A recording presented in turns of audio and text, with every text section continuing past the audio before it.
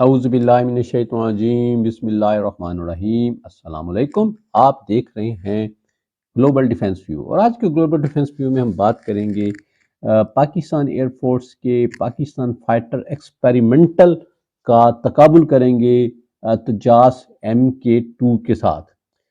جنوبی ایشیا میں خاص طور پہ جدید فائٹر طیارے ڈیولپ کرنے کی جو دوڑ ہے وہ عروج پر ہے، اور پاکستان و بھارت ملکی ساختہ طیاروں کے لیے دوڑ دھوپ کر رہے ہیں۔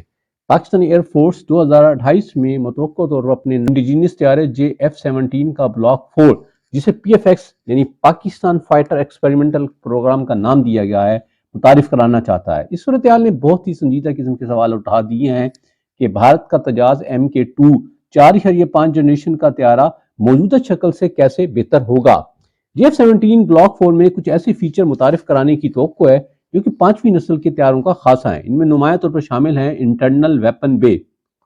انٹرنل ویپن بے سے اگرچہ ہتھیاروں کے لیے جگہ تو کم ہو جاتی ہے، لیکن پرواز کرتے ہوئے بیرونی ہتھیاروں کی عدم موجودگی ریڈار کی زد میں آنے کے امکانات کو کم کرتی ہے۔ تاہم اس سے بیونڈ ویژول رینج ہوا سے ہوا میں مار کرنے والے میزائلوں کی تعداد میں کمی ہو سکتی ہے۔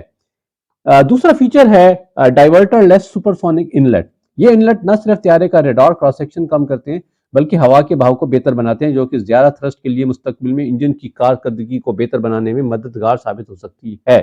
تجاس MK2 اس کے برعکس تجاس MK1 کے ڈیزائن کی توسیع ہے، جیسا کہ کینارڈ کا اضافہ، جو کہ طیارے کی نقل و حرکت کی صلاحیت میں تو اضافہ کا باعث ہے، لیکن اس سے طیارے میں 5ویں نسل کی خوبی اجاگر ہونے کا امکان ختم ہو گیا ہے۔ تجاس MK2 میں DSI کی عدم موجودگی نے ریڈار سے بچنے کی صلاحیت اور ہوا کے بہاؤ کی بہتری کو نظر انداز کر دیا ہے، جو کہ طیارے میں زیادہ طاقتور انجن کو مربوط کرنے اور مجموعی کارکردگی کو بہتر بنانے کے لیے ناگزیر تھیں۔